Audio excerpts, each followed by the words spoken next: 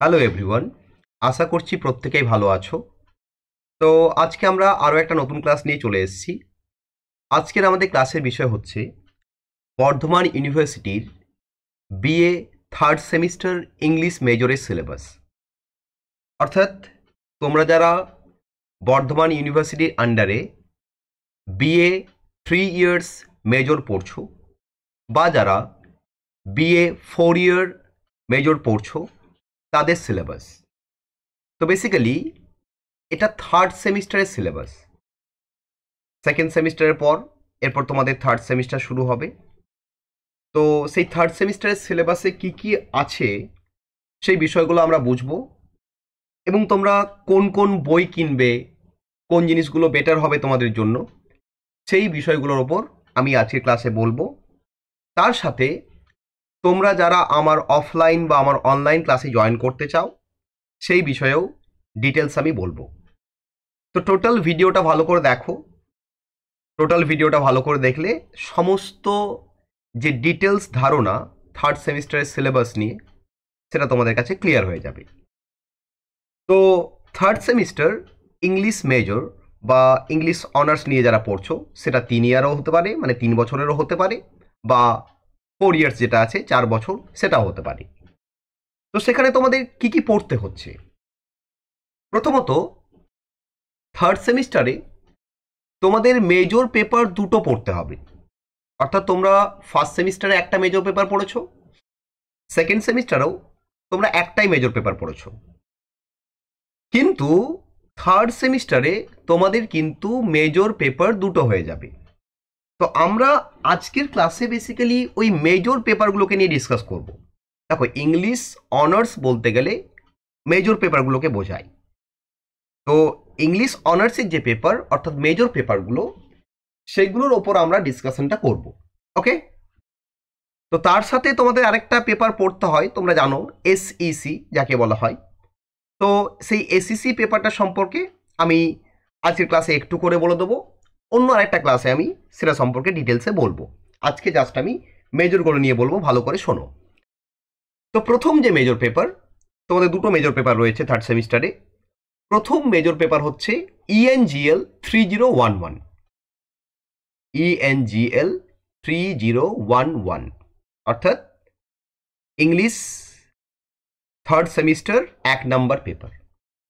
Third সেমিস্টারে তোমাদের যে পেপারটা রয়েছে, প্রথম পেপারটা, সেটা হচ্ছে হিস্ট্রি অফ ইংলিশ লিটারেচার, অর্থাৎ ইংরেজি সাহিত্যের ইতিহাস। খুবই ইন্টারেস্টিং এবং খুবই ভালো একটা টপিক, কারণ হিস্ট্রি অফ ইংলিশ লিটারেচার না জানলে আমাদের ইংলিশ লিটারেচারের যে টোটাল সম্পূর্ণ নলেজটা আমাদের মানে টোটাল পূর্ণ হয় না, বাকি থেকে যায়। এবং পরবর্তী ক্ষেত্রে তোমরা যখন বিভিন্ন এক্সাম দেবে, সেটা নেট সেট হতে পারে, বা তোমরা মাস্টার্স করার জন্য সিইউইটি, সেন্ট্রাল ইউনিভার্সিটি যে এন্ট্রান্স টেস্টগুলো হয়, বা আরও বিভিন্ন রকমের যে টিজিটি, পিজিটি, অর্থাৎ সেন্ট্রালের যে বিভিন্ন স্কুল টিচিং নিয়োগ হয়, সেখানে কিন্তু টোটাল হিস্ট্রি অফ ইংলিশ লিটারেচারের ওপরই কোয়েশ্চেন থাকে। অর্থাৎ হিস্ট্রি অফ ইংলিশ লিটারেচার তোমাদের সেমিস্টার 3তে যদি ভালো করে পড়তে পারো, তাহলে কিন্তু তোমাদের টোটাল এই যে জায়গাটা ক্লিয়ার হয়ে যাবে। আমি প্রথমেই বলছি যে ক্লাস কিন্তু একটু বড় হবে, তাই পুরো টোটাল কনসেন্ট্রেশন দিয়ে শুনবে। যাদের মনে হচ্ছে যে না, এটা শুনে কি হবে, সিলেবাসটা আমি পিডিএফ ডাউনলোড করে নেবো, নিজে নিজে দেখে নেব, তারা এখান থেকে লিভ করে যেতে পারো। আর যাদের মনে হবে যে না স্যার কিছু বলছেন, টোটালটা শুনি, নিশ্চয়ই কিছু নলেজ পাওয়া যাবে, তারা টোটাল সিলেবাসটা শোনো। আর তার সাথে আমি আরও যে দুটো কথা বললাম যে কী কী বই কিনতে হবে, সেটাও আমি বলে দেবো। তার সাথে আমার সাথে তোমরা যারা যোগাযোগ করতে চাও, যারা আমার কাছে অফলাইন বা অনলাইনে পড়তে চাও, সেই ব্যবস্থাও কিভাবে করবে সেটাও কিন্তু আমি তোমাদের খুব তাড়াতাড়ি জানিয়ে দেবো। তো ভিডিওতে প্রথম থেকে শেষ অবধি থাকো। তাহলে হিস্ট্রি অফ ইংলিশ লিটারেচার, ইংরেজি সাহিত্যের ইতিহাস। তো ইংরেজি সাহিত্যের ইতিহাস তোমাদের এই পেপারের ফুল মার্কস হচ্ছে 75।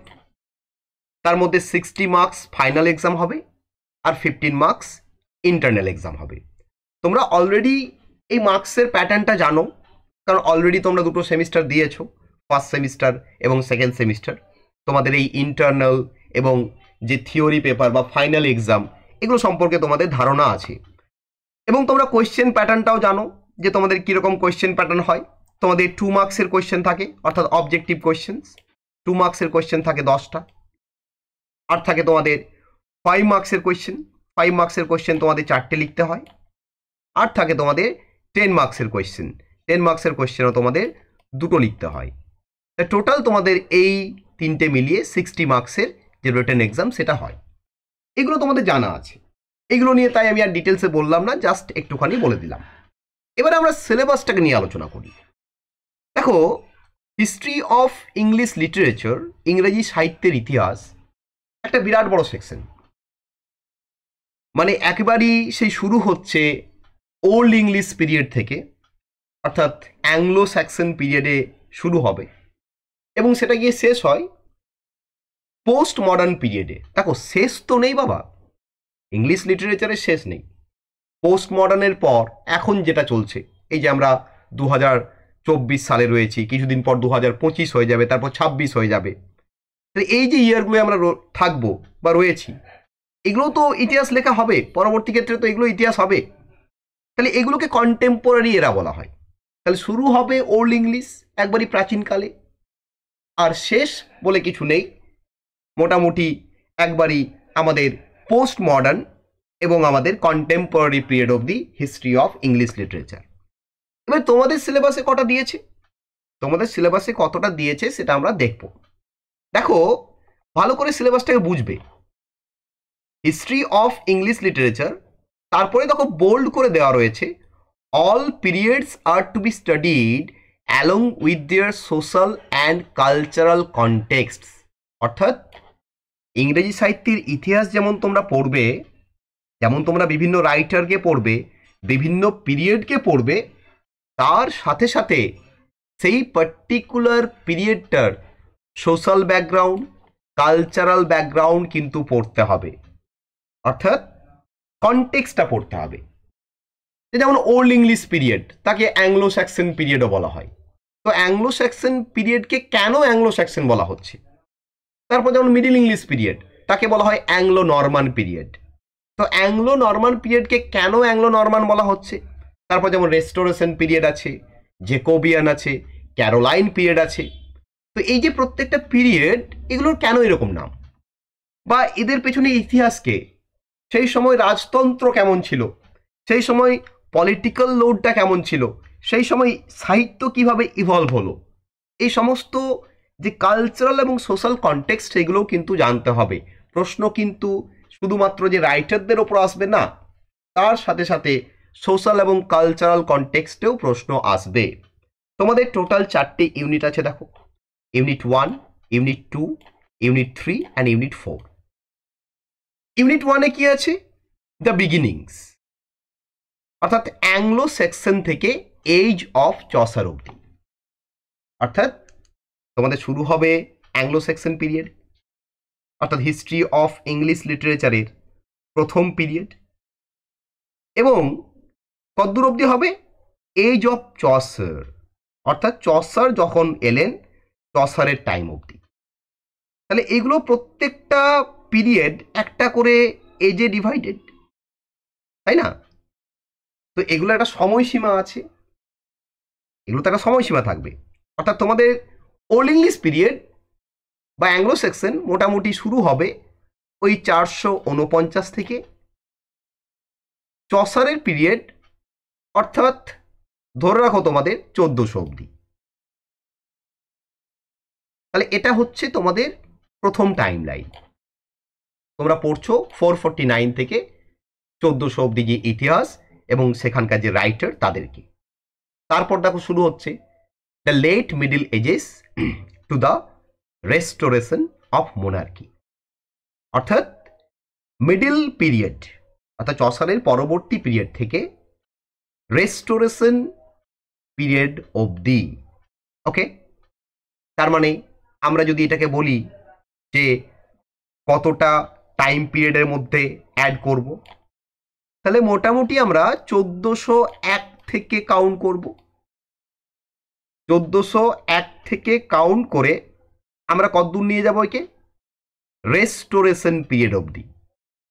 তাহলে এইগুলোই বুঝতে হবে, এই যে প্রত্যেকটা পিরিয়ডের একটা করে নাম, তাই না, তাদের পেছনে একটা করে ইতিহাস, তাহলে সেই ইতিহাসগুলোর পেছনে তো কারণ রয়েছে, তাই না, কেন হচ্ছে, কোন পলিটিক্যাল প্রেসার পড়ছে, তাহলে এই বিষয়গুলো আমাদের বুঝতে হবে। তাহলে মোটামুটি 1401 থেকে 1660 অবধি 1660 অবধি তোমাদের এটা পড়তে হচ্ছে। তারপর এখানে কি বলছে ইউনিট 3-তে, রেস্টোরেশন পিরিয়ড থেকে রোমান্টিক পিরিয়ড। তাহলে রেস্টোরেশন পিরিয়ড থেকে আমরা 1661 থেকেই ধরি, মোটামুটি তোমাদের টোটাল রোমান্টিক পিরিয়ড অবধি পড়তে হবে, অর্থাৎ আমরা টোটাল রোমান্টিক পিরিয়ড শেষ করব ওই 1830-এ গিয়ে। তাহলে এটা হচ্ছে তোমাদের রেস্টোরেশন থেকে রোমান্টিক পিরিয়ড। তারপর কি বলছে, তারপর বলছে ইউনিট 4-এ তোমাদের পড়তে হবে ভিক্টোরিয়ান পিরিয়ড থেকে লেট 20th সেঞ্চুরি, অর্থাৎ তোমাদের টাইম দিয়ে দিয়েছে এখানে আপ টু 1990, অর্থাৎ 1831 থেকে মোটামুটি তোমরা 1990 অবধি পড়বে। এটা হচ্ছে তোমাদের সাল অনুযায়ী ডিভাইডেশন। আমি দেখো প্রত্যেকটাকে সাল অনুযায়ী তোমাদের ডিভাইড করে দিলাম। তা দেখে মনে হচ্ছে মাত্র ছোট ছোট 4টে ইউনিট, না বাবা, ছোট ছোট 4টে ইউনিট নয়। এই 449 থেকে 1990 যদি আমরা পিরিয়ডগুলোকে দেখি, এর ভেতরে অনেক পিরিয়ড আছে। যেন ওল্ড ইংলিশ আছে, মানে অ্যাংলো স্যাক্সন, তারপর মিডিল ইংলিশ আছে যাকে অ্যাংলো নরমান, তারপর আছে before Chaucer, the age of Chaucer, তারপর আছে চসার টু স্পেন্সার, তারপর আমার আছে Elizabethan period, Jacobean period, Caroline period, তারপর আছে এজ অফ মিল্টন বা যাকে পিউরিটান এজ বলা হয়, তারপর আমাদের আবার আছে নিওক্লাসিক্যাল পিরিয়ড বা যাকে অগাস্টান এজ বলা হয়, তারপর আমাদের রেস্টোরেশন আছে, তারপর এজ অফ পোপ, তারপর আমাদের ট্রানজিশন পিরিয়ড, তারপর রোমান্টিক পিরিয়ড, তারপর ভিক্টোরিয়ান পিরিয়ড, তারপর লেট ভিক্টোরিয়ান পিরিয়ড বা আর্লি মডার্ন পিরিয়ড, তারপর আমাদের লেট মডার্ন পিরিয়ড বা পোস্ট মডার্ন পিরিয়ড। এইভাবে কিন্তু চলবে, এইভাবে অনেকগুলো পিরিয়ড। দেখে 4টে ইউনিট মনে হচ্ছে, কিন্তু অনেকগুলো ব্যাপার রয়েছে। এবার তোমাদের কি বই কিনবে এর জন্য, দেখো এর জন্য মার্কেটে অনেক বই আছে। হিস্ট্রি অফ ইংলিশ লিটারেচারের ওপর অনেক বই আছে, ভালো ভালো রাইটারের বই আছে। তো হিস্ট্রি অফ ইংলিশ লিটারেচারের জন্য কিছু বই আমি রেকমেন্ড করব। সেই বইয়ের একটা ভিডিও আমার অলরেডি তৈরি করা আছে, সেই ভিডিওর লিঙ্ক আমি এই ভিডিওর ডেসক্রিপশনে দিয়ে দেবো, সেখান থেকে তোমরা সেই ভিডিওটা দেখে নেবে। সেখানে হিস্ট্রি অফ ইংলিশ লিটারেচারের ওপর যে বইগুলো ইম্পর্ট্যান্ট সেগুলো তোমরা পেয়ে যাবে। এছাড়াও হিস্ট্রি অফ ইংলিশ লিটারেচারের ওপর আমার লেখা নিজস্ব একটা বই আছে, সেখানে আমি প্রত্যেকটা পিরিয়ডকে পয়েন্ট ওয়াইজ ভেঙে ভেঙে একবারই পয়েন্ট করে করে, যেভাবে পয়েন্ট করে করে তোমাদের বুঝতে সুবিধা হবে সেইভাবে অলরেডি আমার বইটা লেখা আছে। বইটা আজ থেকে আমি 4-5 বছর আগে লিখেছি। তো সেই বইটাও তোমরা চাইলে পারচেজ করতে পারো, তবে বইটা তোমরা হার্ড কপি পাবে না, বইটা তোমরা পিডিএফ আকারে পাবে। তো সেই বইটার যে রিভিউ, অর্থাৎ বইটার ভেতরে কি আছে, কিভাবে পয়েন্ট ওয়াইজ আছে, তারও একটা ভিডিওর লিঙ্ক আমি এই ভিডিওর ডেসক্রিপশানে দিয়ে দেবো। সেখান থেকে তোমরা দেখে যদি মনে হয় যে না বইটা আমার পক্ষে হেল্পফুল হবে, তো তুমি সেই বইটা কিন্তু পারচেজ করে নিতে পারো। বইটা অনলাইনে অ্যাভেলেবেল এবং অনলি পিডিএফ ফরম্যাটে অ্যাভেলেবেল। তুমি সেটাকে পিডিএফ পারচেজ করলে তারপর প্রিন্ট আউট করে বাইন্ডিং করে নেবে, তাহলে একটা বই হয়ে যাবে। তাহলে হিস্ট্রি অফ ইংলিশ লিটারেচারের মোটামুটি বই সম্পর্কে বললাম।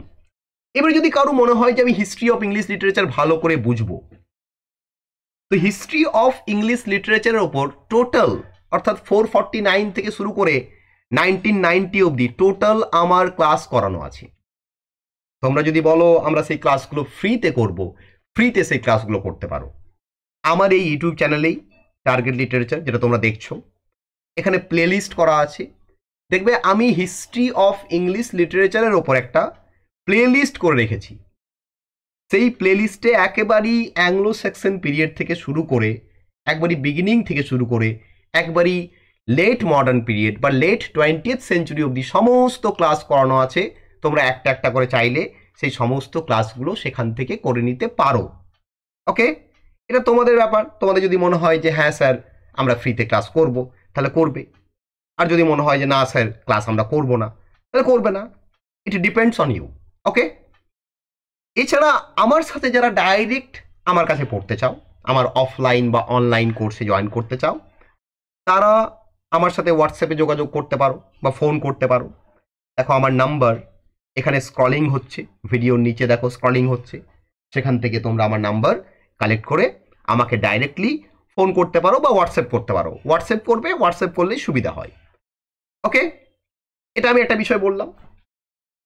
এবারে চলে আসি আমরা তোমাদের যেটা আরেকটা পেপার রয়েছে, অর্থাৎ সেকেন্ড মেজর কোর্স, যার নাম হচ্ছে ENGL 3012, অর্থাৎ ইংলিশ অনার্সের 3 নম্বর সেমিস্টার 2 নম্বর পেপার। এই যে মেজর কোর্স, এখানে কি রয়েছে? British poetry from Elizabethan two pre romantic period, অর্থাৎ এখানে পোয়েটসরা রয়েছেন এবং পোয়েট্রি রয়েছে এলিজাবেথন পিরিয়ড থেকে প্রি রোমান্টিক পিরিয়ড অবধি। তাহলে দেখো, যখন তোমরা হিস্ট্রি অফ ইংলিশ লিটারেচার বুঝে যাবে, তখন তোমাদের এই জায়গাগুলো বুঝতে অসুবিধা হবে না, যে এই যে এলিজাবেথন পিরিয়ডটা কি বা প্রি রোমান্টিক পিরিয়ডটা কি, এই জায়গাগুলো সম্পর্কে তোমাদের একটা ডিটেল ধারণা হয়ে যাবে। এখানেও ফুল মার্কস 75, তার মধ্যে ফাইনালে 60 মার্কসের আর ইন্টারনাল 15। কোয়েশ্চেন প্যাটার্ন সেম, 2 মার্কসের কোয়েশ্চেন থাকবে 10টা, 5 মার্কসের কোয়েশ্চেন 4টে লিখতে হবে, আর তোমাদের 10 মার্কসের কোয়েশ্চেন 2টো লিখতে হবে। অর্থাৎ তোমরা যেরকম করে এসেছো সেই রকমই এখানেও কোয়েশ্চেন পেপার রয়েছে। ওকে, তাই কোয়েশ্চেন পেপার নিয়ে আমি আর কিছু বলছি না, সেই কোয়েশ্চেন পেপার বা কোয়েশ্চেন প্যাটার্ন একই রকম। সিলেবাসে চলে এসো। সিলেবাসে এখানে কি রয়েছে? এখানে দেখো কিছু কবিতা রয়েছে, যেমন জন ডানের দ্য ক্যানোনাইজেশন নামে একটা কবিতা রয়েছে। জন ডান একজন মেটাফিজিক্যাল পোয়েট, তার ক্যানোনাইজেশন রয়েছে, একটা বিখ্যাত কবিতা। তারপর রয়েছে অ্যান্ড্রু মার্ভেল, তার একটা বিখ্যাত কবিতা টু হিজ কয় মিস্ট্রেস রয়েছে। তারপর উইলিয়াম শেক্সপিয়র, তার একখানা সনেট রয়েছে। তোমরা অলরেডি একটা সনেট পড়েছো শেক্সপিয়ারের, এখানে আরেকটা সনেট রয়েছে। নেক্সট জন মিল্টনের বিখ্যাত এপিক প্যারাডাইস লস্ট বুক 1, এটা রয়েছে। তোমরা এই প্যারাডাইস লস্টের ওপর অলরেডি ক্লাস পেয়ে যাবে আমার চ্যানেলে। প্যারাডাইস লস্টের ওপর সম্পূর্ণ ক্লাস করানো আছে। তোমাদের যদি ইচ্ছা যায় সেই প্যারাডাইস লস্টের ওপরও ক্লাস তোমরা কিন্তু দেখে নিতে পারো, সম্পূর্ণ ক্লাস করানো আছে। আমি সেই ক্লাসগুলো অনেকদিন আগে করিয়েছিলাম, বাট আছে সেগুলো করানো। পোপের কি আছে? The rape of the lock, বিখ্যাত কবিতা। এর ক্যান্টো 1, ক্যান্টো 2, ক্যান্টো 3, অর্থাৎ চ্যাপ্টার 1, চ্যাপ্টার 2, চ্যাপ্টার 3 সবচেয়ে সহজভাবে বুঝিয়ে দিলাম। এখানে যেমন প্যারাডাইস লস্ট, এর বুক 1 মানে ফার্স্ট চ্যাপ্টার আছে। উইলিয়াম কোপারের the solitude of Alexander Selkirk, আর রয়েছে আমাদের টমাস গ্রের elegy written in a country churchyard. এই যে কবিতাগুলো রয়েছে। দেখো, এই কবিতাগুলো সহজ বা ছোট কবিতা নয়। যেমন প্যারাডাইস লস্ট প্রায় 790 লাইনের কবিতা। তোমাদের তো একটা পার্ট দিয়েছে, সব পার্টগুলো দিলে প্রায় ধরে রাখো মোটামুটি 1000 মানে 12,000 থেকে মানে 10,000 থেকে 12,000 লাইন হয়ে যাবে। তত তো পারবে না। বুক 1-এই 790 লাইন আছে। এই রেপ অফ দ্য লক, এটাও প্রায় 400 লাইনের কবিতা। এই সলিটিউড অফ আলেকজান্ডার সেলক্রিক, এটা ছোট, but elegy written in a country churchyard এটাও বা প্রায় 80-90 লাইনের কবিতা। মানে ছোট নয়, কবিতাগুলো সব বড় বড় কবিতা রয়েছে। ওকে, তা তোমাদের এই পেপারের সিলেবাস হচ্ছে পোয়েট্রি এবং পোয়েটস। এখানে কবিরা রয়েছেন এবং তাদের কবিতা রয়েছে, সেই কবিতা থেকে প্রশ্ন আসবে। প্রত্যেকটা ইম্পর্টেন্ট কবিতা এবং ইম্পর্টেন্ট কবি রয়েছেন, সেগুলোকে তোমাদের অ্যাটেন্ড করতে হবে। সো এটা হচ্ছে তোমাদের সিলেবাস। তাহলে এই যে সিলেবাসটা ডিসকাস হলো, এবার আমি ক্লাস নিয়ে কথা বলি। দেখো, আমার ইউটিউব চ্যানেলে তোমরা অলরেডি অনেক ক্লাস পেয়ে যাবে। তোমরা প্যারাডাইস লস্টের ওপর ক্লাস পেয়ে যাবে, তোমরা elegy written in a country churchyard এর ওপরও মনে হয় 1-2 ক্লাস আছে। রেপ অফ দ্য লক এর ওপরও ক্লাস পাবে। তার সাথে এই যে আগের paper history of English literature, এর ওপর তো ক্লাস আমার অলরেডি বানানো আছে, একটা প্লেলিস্টই আছে, সেই সমস্ত ক্লাস পেয়ে যাবে, সেই ক্লাসগুলো করতে পারো। আর এই পেপারের জন্য কি বই কিনবে সেই বইয়েরও যে মানে কি বই কিনবে সেই বইয়ের সম্পর্কেও আমি একটা অলরেডি তোমাদের ভিডিও এই ভিডিও ডেসক্রিপশন বক্সে দিয়ে দেবো, সেখান থেকে তোমরা দেখে নেবে। ওকে, আর যেটা বলার, যারা আমার কাছে ডাইরেক্টলি পড়তে চাও তারা আমার সাথে আমার এই যে নাম্বার যেটা ভিডিও তলায় দেখো স্ক্রলিং হচ্ছে সেখানে কন্ট্যাক্ট করতে পারো।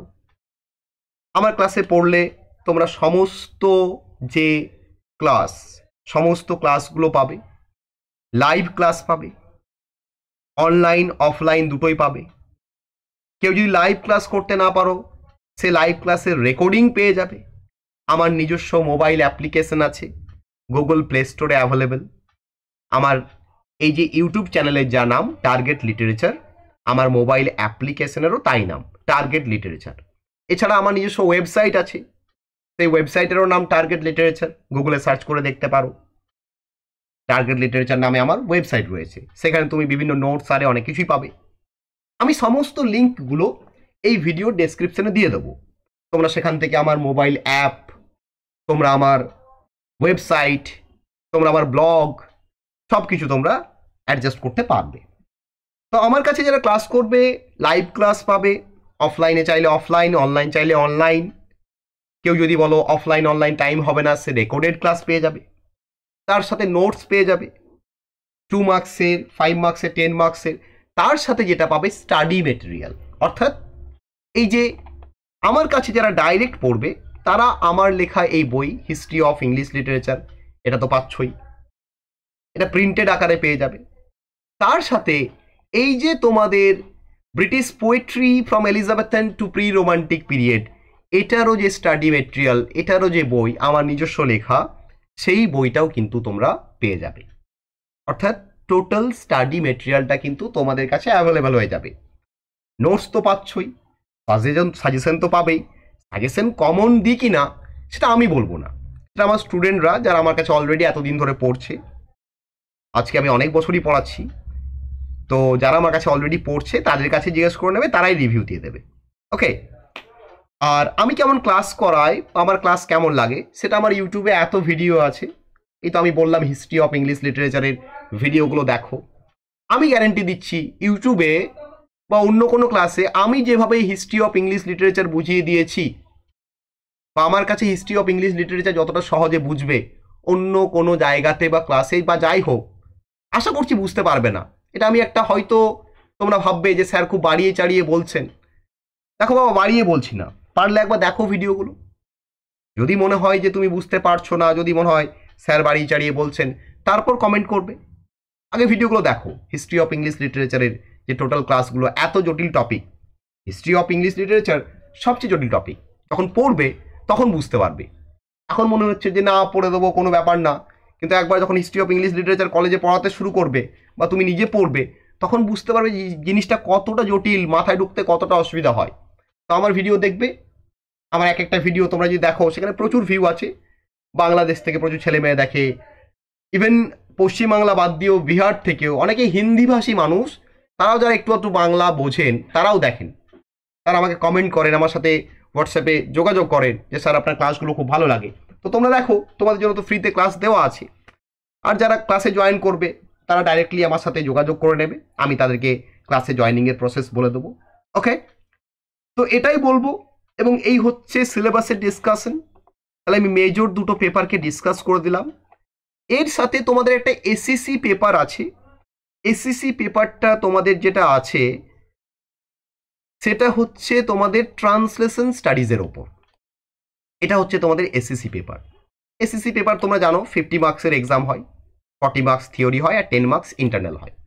এখানে 2 মার্কসের কোয়েশ্চেন 5টা লিখতে হয়, 5 মার্কসের কোয়েশ্চেন আমাদের 2টো লিখতে হয়, আর 10 মার্কসের কোয়েশ্চেন 2টো লিখতে হয়। এটা হচ্ছে আমাদের এসিসির কোয়েশ্চেন প্যাটার্ন। ওকে, এখানে তোমাদের কি আছে, যে ট্রান্সলেশনের ইন্ট্রোডাকশন বা ট্রান্সলেশন বিভিন্ন কিভাবে হয়, বা ট্রান্সলেশন স্টাডিজে যে বিভিন্ন টার্মগুলো রয়েছে, বা ট্রান্সলেশনের যে বিভিন্ন প্রসেস রয়েছে, বা ট্রান্সলেশনের কি যে স্ট্রাকচার রয়েছে, বা ট্রান্সলেশনের রোল কি, অর্থাৎ টোটালটাই ট্রান্সলেশনের ওপর রয়েছে তোমাদের। যে ট্রান্সলেশন আমাদের কেন দরকার, এই যে আমরা ট্রান্সলেট করি না ইংরেজি থেকে বাংলায়, বাংলা থেকে ইংরেজিতে, এই সমস্ত বিষয়ের ওপর এখানে আলোচনা করা হয়েছে। ওকে, তাহলে দেখো আমি এসিসিটাও হালকা করে বুঝিয়ে দিলাম, আমি পরে কোনোদিন অন্য একটা ক্লাসে এসিসিটা আরও ডিটেলে বুঝিয়ে দেবো। আমার বেসিক উদ্দেশ্য ছিল দুটো অনার্সের পেপারকে বোঝানো, একটা হচ্ছে মেজর পেপার 2 যেটা ব্রিটিশ পোয়েট্রি, যেখানে আমরা এই পোয়েটগুলোকে পাবো এবং তাদের কবিতাগুলো রয়েছে, আর যেটা হচ্ছে মেইন সবচেয়ে আমার মনে হয় হিস্ট্রি অফ ইংলিশ লিটারেচার। আমার মনে হয় এই সেমিস্টারে তোমাদের সবচেয়ে বড় পেপার, টাফ পেপার এবং সবচেয়ে মেজর পেপার, মানে মেজর কোর্সের major paper, that is history of English literature. কারণ এখানে এতগুলো পিরিয়ড, এত রাইটার, এত সাল, এত তাদের লেখা, এত হিস্ট্রিক্যাল ব্যাকগ্রাউন্ড, সব কিছু মিলিয়ে কিন্তু হিস্ট্রি অফ ইংলিশ লিটারেচার যখন ঢুকবে, যখন পড়তে শুরু করবে, তখন বুঝতে পারবে যে জায়গাটা কী রকম। ওকে, তাহলে আর কিছু বলছি না। যারা এই সম্পূর্ণ ভিডিওটা দেখলে তাদের অসংখ্য ধন্যবাদ। ভালো করে ভিডিও দেখে তোমাদেরই আশা করছি উপকৃত হলে তোমরা। তো আমি যেভাবে বললাম যে বই কিভাবে পাবে, আমি আমার নিজস্ব স্টাডি ম্যাটেরিয়ালের কথা বললাম, তার সাথে আমি তোমাদের ফ্রি ক্লাসেরও কথা বললাম, সবই বললাম। তো সেইগুলো তোমরা চাইলে অ্যাক্সেস করতে পারো। আমি সমস্ত লিঙ্ক আমি এই ভিডিওর ডেসক্রিপশন বক্সে দিয়ে দেবো, তাই প্রত্যেকেই ভিডিওর ডেসক্রিপশনটা চেক করবে, সেখানে সমস্ত লিঙ্ক পেয়ে যাবে। আর কিছু বলছি না, আজকের ক্লাস এখানেই শেষ করছি। আশা করছি প্রত্যেকেই বুঝতে পেরেছো।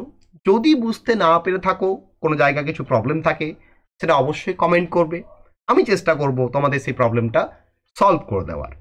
ওকে, তো প্রত্যেকেই ভালো থাকবে, প্রত্যেকেই হ্যাপি থাকবে, হেলদি থাকবে, স্যানিটাইজ থাকবে। God is always with you. Tata.